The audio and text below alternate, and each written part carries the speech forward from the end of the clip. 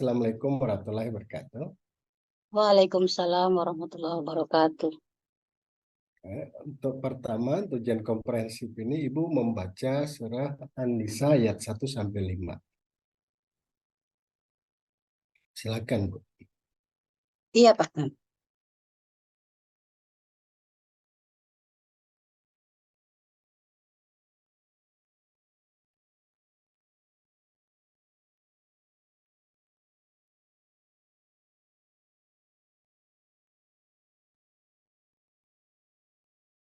Ayat 1 sampai 5. Iya, Ya. A'udzu billahi minasyaitonir rajim. Bismillahirrahmanirrahim.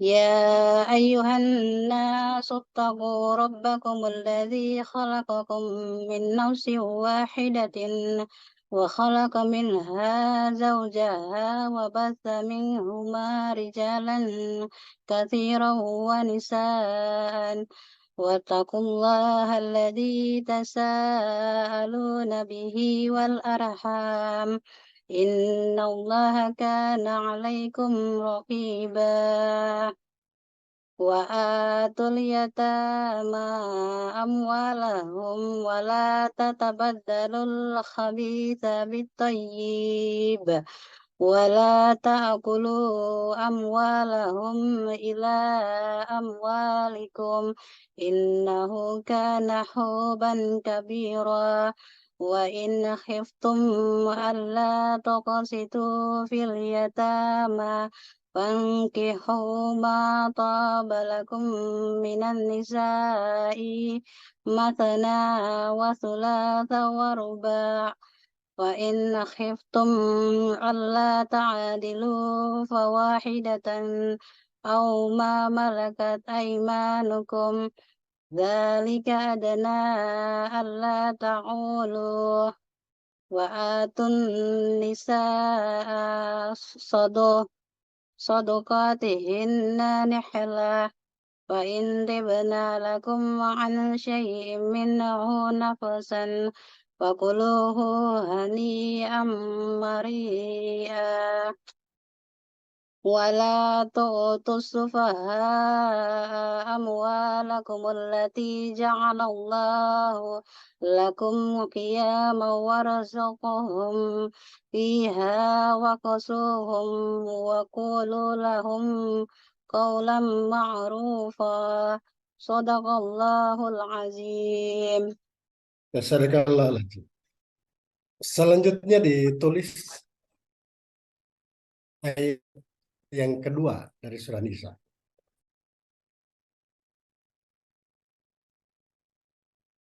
Yang ditulis ayat berapa, Pak? Kedua, ayat kedua. Ayat kedua.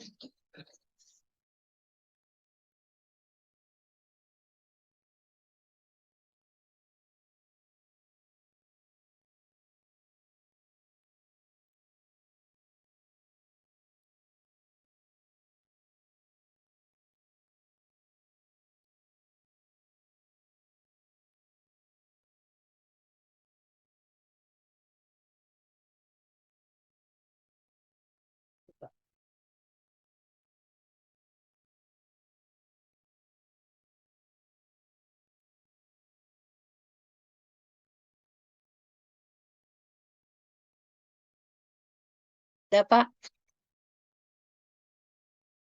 Setelah selesai itu Ibu selanjutnya mengajar ya, mempraktek belajar. Ya, silakan Bu Jun. Ya. Baik, Assalamualaikum warahmatullahi wabarakatuh. Ya, adik-adik sekalian, sebelum kita mulai pembelajaran pada hari ini, alangkah baiknya kita dahului dengan membaca doa. Dan doa kali ini akan dipimpin oleh Adi Nadia. Ya, disilakan. Ya, berdoa selesai. Dan selanjutnya Ibu akan mengecek kehadiran adik-adik sekalian pada hari ini. Apakah ada yang tidak hadir? Ya, satu orang sakit ya. Jadi yang sakit hari ini kita doakan semoga cepat disembuhkan dan yang yang sehat, diberikan semangat untuk tetap melalui hari-hari kita, apalagi pada proses pembelajaran kali ini. Baik, selanjutnya mari kita pertama-tama kita ucapkan puji syukur kepada Tuhan Yang Maha Esa. Pada siang hari ini kita diberikan nikmat kesehatan, kesempatan, sehingga bisa bersama-sama dalam pertemuan kedua kita pada hari ini. Semoga kita senantiasa diberikan kesehatan untuk tetap melalui hari-hari menjalani aktivitas. Selawat serta salam kita haturkan kepada junjungan Nabi Muhammad SAW. Semoga tetap tercurah kepada pundak beliau, keluarga, sahabat, dan insya Allah akan sampai kepada kita sebagai umat yang istiqomah, yang insya Allah tetap istiqomah menjalankan ajaran-ajarannya. Baik, materi yang akan kita pelajari pada hari ini yaitu tentang Al-Quran dan hadis sebagai pedoman hidup manusia. Dan sebelum memulai pembelajaran, terlebih dahulu kita akan mengetahui apa yang harus dicapai pada pembelajaran kali ini, yaitu adik-adik tujuan pembelajaran kita pada harinya itu peserta didik mampu membuat karya berupa proyek kaligrafi Quran Surat An-Nahl ayat 64 yang membahas, dan pembahasannya akan kita lalui bersama. Dan terlebih dahulu adik-adik harus membentuk kelompok. Jadi di tiap kelompok ini Ibu akan tentukan masing-masing berjumlah 4 orang sebelum kita akan masuk pada apa yang akan kita bahas. Dan selanjutnya setelah adik-adik membentuk kelompok ini, sebelumnya Ibu akan menjelaskan sedikit tentang Al-Quran sebagai pedoman hidup. Dalam hal ini materi kita tentang Quran Surat An-Nahl ayat 64. Jadi nanti sebelum materi ini akan kelompok kita akan membahasnya, materi tentang An-Nahl ayat 64 ini membahas tentang apa-apa yang diperselisihkan dalam perkara agama, baik itu perkara yang benar ataupun yang salah. Dan penjelasan dalam Quran Surat An-Nahl ayat 64 ini tentunya adik-adik menjadikan manusia dapat membedakan perkara yang benar dan salah. Jadi Quran Surat An-Nahl ayat 64 ini menjelaskan apa saja sih dalam kehidupan itu yang tidak boleh kita lakukan, dan apa yang seharusnya yang perlu dilakukan. Dan untuk mengetahui Quran Surat An-Nahl ayat 64 ini, adik-adik sudah menyiapkan Al-Quran dan buku tulis, dan adik-adik bisa membukanya Quran Surat An-Nahl ini pada Al-Quran, dipelajari dan dipahami juga artinya. Dan selanjutnya adik-adik sekalian, itu pengantar sedikit Ibu tentang Quran Surat An-Nahl ayat 64 ini, yang mana pada intinya menjelaskan tentang perkara yang benar dan salah. Jadi kita harus mengetahui dalam kehidupan itu apa-apa saja yang boleh kita lakukan, apalagi terlebih dalam lingkungan sekolah. Bagaimana kita bersikap, bagaimana apa yang kita tidak boleh lakukan terhadap guru, terhadap teman sekelas, ataupun teman-teman dalam tingkatan kelas lainnya. Baik, kelompok sudah terbentuk. Sekarang Ibu akan membagikan LKPD. Dan sebelum Ibu membagikan LKPD ini, adik-adik harus menyaksikan terlebih dahulu bagaimana proses pembuatan kaligrafi itu sendiri. Jadi kaligrafi ini adik-adik silakan buat sesuai dengan kemampuan adik-adik sekalian, dan nanti Ibu akan kirimkan lewat link ya. Nanti adik-adik bisa diklik di situ link tentang bagaimana cara menulis kaligrafi. Jadi di adik-adik sekalian sudah Ibu bagikan kertas karton untuk kemudian dituliskan Quran Surat An-Nahl itu. Jadi masing-masing akan dinilai. Semua kelompok sama ya Quran Surat An-Nahl, nanti akan dinilai bagaimana cara penulisannya. Nah, ini adalah LKPD. Ini adalah LKPD yang seharusnya ini sudah Ibu bagikan di link ya. Karena minggu lalu Ibu sudah membagiannya, sudah memesan untuk membawa handphone supaya kita bisa mengaksesnya sama-sama. Dan ini adik-adik Ibu perlihatkan contoh LKPD-nya ya. Jadi di dalam LKPD ini adik-adik sekalian dia ada berisikan apa nama kelompok, kelas, kemudian pelajaran dan tanggal kita hari ini pembelajaran. Dan kemudian muatannya di dalam LKPD ini ada judul proyek. Jadi misalnya judul proyek itu apa, menulis kaligrafi apa, Quran surat An-Nahl misalnya ayat 64. Kemudian tujuannya apa, kemudian alat dan bahannya yang digunakannya apa. Contoh salah satunya misalnya spidol. Kemudian bagaimana langkah kerjanya. Jadi muatan dalam LKPD ini nanti adik-adik nanti diuraikan ya bagaimana kemudian cara adik-adik bekerja. Dan sembari mengerjakan itu adik-adik bisa juga mencari literatur yang sudah ada di buku. Jadi ataupun di internet bagaimana cara membuat kaligrafi dan tentunya apa proyek ini nanti kita harus menyepakati akan dibuat berapa lama, akan dikumpulkan minggu depan atau harus diselesaikan hari ini. Dan untuk kalau sudah selesai nanti materinya ini dikonsultasikan kepada saya, apakah sudah benar atau bagaimana nanti akan diberi masukan. Dan selesai adik-adik mengisi lembar kerja ini, selanjutnya adik-adik bisa memaparkan hasil kerjanya. Jadi setiap kelompok itu mendiskusikan, kemudian menunjuk siapa yang akan mempresentasi sesuai dengan proyek yang dilakukan. Ya, dari proyek yang dipaparkan nanti adik-adik bisa, Ibu nanti akan memberikan penilaian tentunya tentang di sini ada rubrik penilaian yang di sini yang Ibu akan nilai itu ada kebenaran tulisan, kemudian ketepatan kaidah penulisan, kemudian keindahan tulisan dan keindahan dia menggunakan kaligrafi jenis apa, cut, misalnya cut, keindahan cut. Ya, jadi dari yang sudah dikerjakan ini adik-adik nanti bisa kita presentasikan minggu depan ya, sesuai kesepakatan kita semua. Dan untuk mengakhiri pertemuan kita pada kali ini, mari kita tetap menjaga semangat, persatuan dan kesatuan, apalagi kekompakan kelas ini, sehingga pembelajaran kita bisa tercapai sebagaimana mestinya. Dan tadi juga Ibu sudah menilai di lembar pengamatan sikap ini keterlibatan adik-adik dalam diskusi kelompok tentunya tentang pertanyaannya apa yang dikerjakan, kemudian bagaimana keterlibatan adik-adik sekalian dalam diskusi. Jadi semoga materi kita pada hari ini bisa memberikan pencerahan bagaimana Quran surat An-Nahl ayat 64 ini berkaitan dengan pengalaman hidup kita. Demikian mungkin yang dapat Ibu sampaikan. Terima kasih. Selalu jaga kesehatan dan semoga kita bisa bertemu kembali dengan materi yang sama, tapi kita tinggal melanjutkan untuk mempresentasikan hasil kerja yang sudah dimuat dalam lembar kerja peserta didik. Terima kasih atas perhatian adik-adik sekalian. Billahi taufiq wal hidayah. Assalamualaikum warahmatullahi wabarakatuh. Oke, selanjutnya dilanjutkan dengan ujian lisan ya.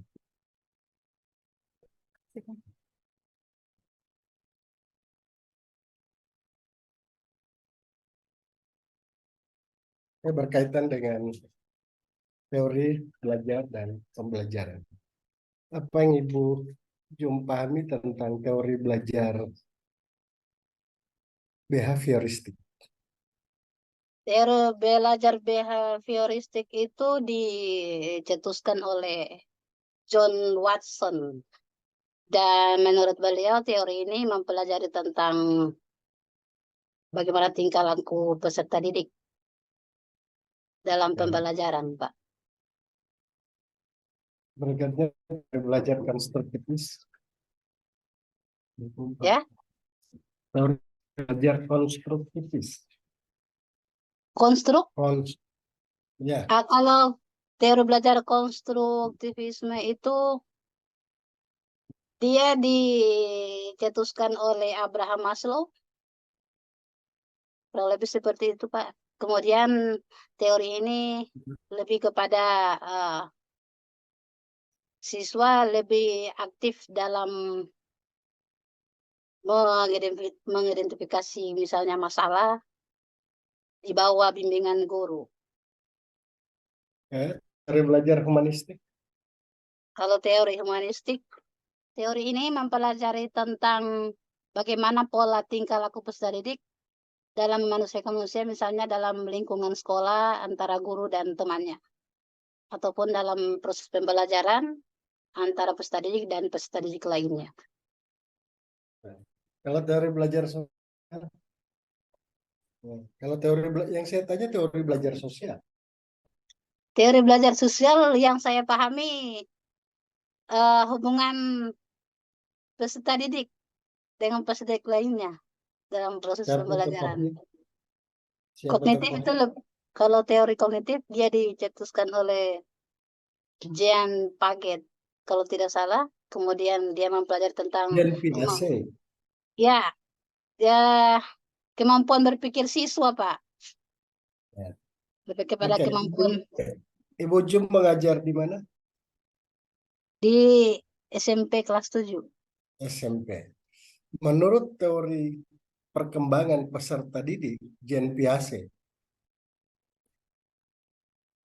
siswa atau peserta didik SMP itu masuk pada tahap perkembangan yang keberapa?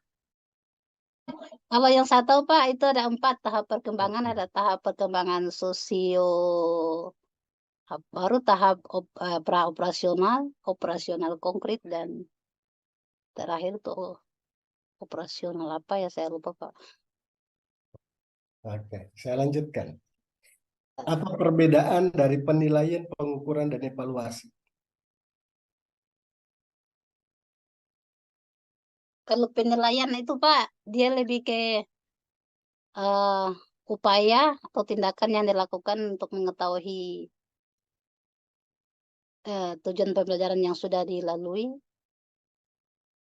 Kalau evaluasi itu untuk mengukur hasil berupa tes pada siswa dalam proses pembelajaran.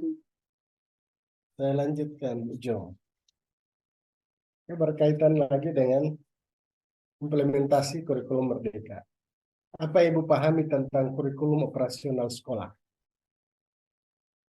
Kurikulum operasional sekolah itu dia disusun di satuan pendidikan dengan melihat visi misi pendidikan yang ada di sekolah, kemudian melihat faktor lingkungan, kondisi sosial lingkungan, dan tentunya kurikulum operasional sekolah ini disusun berdasarkan kesepakatan stakeholder atau dewan guru yang berada di tiap satuan pendidikan, dirembukan dengan melihat tentunya acuan yang ada.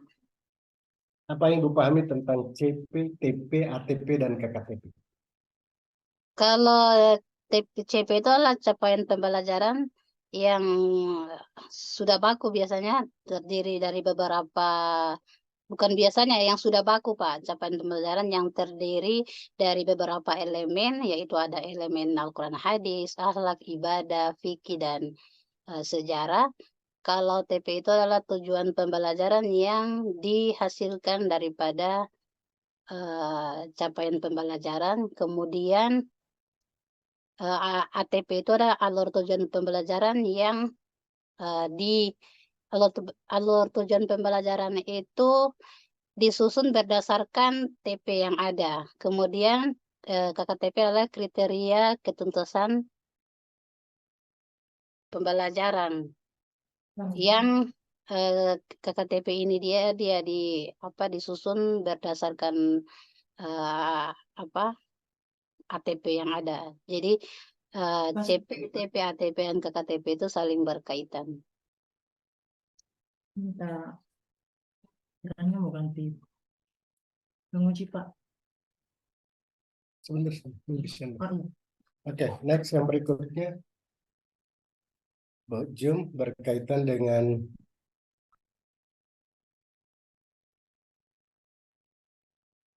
implementasi kurikulum Merdeka. Bagaimana Ibu menyusun langkah-langkah modul ajar? menyusun modul ajar. Ya. Ya, dalam menyusun modul ajar itu tentunya yang pertama tadi sudah jelaskan kita harus mengetahui fase mana dulu yang akan kita ajarkan. Misalnya saya fase D, kemudian dalam muatan komponen modul ajar ini terdapat apa nama penyusun, kemudian langkah-langkah pembelajarannya seperti apa, kemudian asesmen yang digunakan, tujuan pembelajarannya, kemudian media pembelajarannya, dan apa dalam modul ajar juga dia dimuat tujuan pembelajaran, KKTP, materi ajar, kemudian langkah-langkah pembelajaran ini menggunakan model pembelajaran apa. Kemudian diuraikan misalnya kalau menggunakan model pembelajaran PJBL, berarti harus diuraikan sintak pembelajarannya. Yang terakhir dalam modul ajaran ini tentunya harus ada asesmen penilaian. Kalau dalam kurikulum Merdeka itu kan ada asesmen diagnostik, kemudian pada awal pembelajaran ada asesmen, ada pertanyaan pemantik, kemudian ada asesmen formatif dan sumatif. Apa Ibu pahami tentang pertanyaan pemantik? Kalau pertanyaan pemantik itu pertanyaan mendasar berkaitan dengan materi yang nanti akan diajarkan. Pertanyaan pemantik diajukan pada awal proses pembelajaran sebelum masuk pada kegiatan pendahuluan. Apa yang Ibu pahami tentang pembelajaran berdiferensiasi? Bagaimana, Pak? Pembelajaran berdiferensiasi. Pembelajaran berdiferensiasi ini adalah pembelajaran yang kita sebagai pendidik bisa membuat pembelajaran ini sesuai dengan kebutuhan individual peserta didik sesuai dengan kemampuannya masing-masing. Jadi kemudian dalam pembelajaran diferensiasi ini terbagi atas 3 biasanya kalau dalam penerapannya dalam kelas. Jadi kita melihat 3 gaya belajar siswa, auditori, visual, dan kinestetik yang kemudian dikemas ini dalam 3 diferensiasi, yaitu diferensiasi konten, produk, dan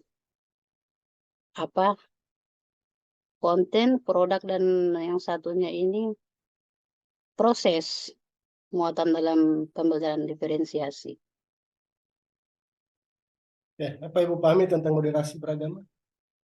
Moderasi beragama yang saya pahami adalah yang berkaitan mencakup tentang toleransi antar umat beragama, bagaimana saling menghargai ras, suku, agama, kemudian tanpa intimidasi dari orang lain, dan kemudian moderasi beragama ini penting juga diterapkan di lingkungan sekolah, apalagi lingkungan sekolah yang dalam peserta didik itu mempunyai kepercayaan yang beda-beda. Jadi moderasi beragama ini sangat penting diterapkan untuk bisa peserta didik kita dan kita tentunya sebagai pendidik bisa saling menghargai antara satu dan lainnya tanpa ada intimidasi dari orang lain. Ya, dalam konsep tawasul, moderasi dalam konsep tawasul. Apa itu tawasul? Next, apa itu qudwah? Next, saya lanjutkan ke dalam perkembangan kebudayaan Islam, khususnya pada masa Khulafaur Rasyidin. Gimana konsep kepemimpinan dari Khulafaur Rasyidin? Silakan dijelaskan.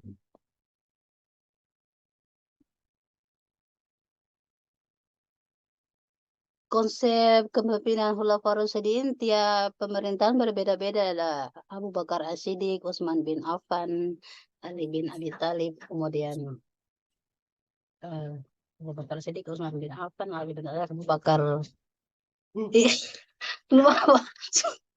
Lupa balan. Siapa yang pertama? Abu Bakar As-Siddiq. Kedua? Yang kedua Umar bin Khattab, 3. Utsman bin Affan, dan yang keempat Ali bin Abi Thalib. Bagaimana konsep kepemimpinan Abu Bakar As-Siddiq?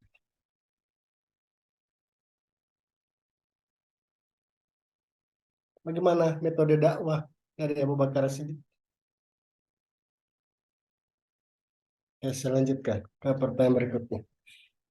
Bagaimana atau apa yang Abdul pahami tentang Bani Umayyah di Damaskus dan Bani Umayyah di Andalusia?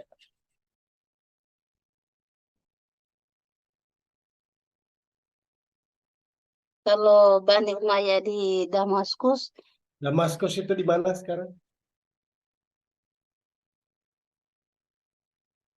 Syria. Kalau Andalusia, Spanyol. Spanyol. Ya, gimana Ibu bisa menjelaskan tentang Muawiyah bin Abi Sufyan dan pemerintahan Bani Umayyah di Damaskus? Kalau Bani Umayyah, sistem pemerintahannya ditandai dengan perluasan wilayah, dengan membangun bangunan-bangunan sebagai pusat dakwah. Kalau Bani Abbasiyah lebih kepada ilmu pengetahuan yang di kemajuan ilmu pengetahuan, diantaranya ilmu pengetahuan astronomi, ekonomi. Islam pernah mengalami masa keemasan atau kita kenal dengan the Golden Age. Itu terjadi pada tahun berapa dan pemerintahan siapa?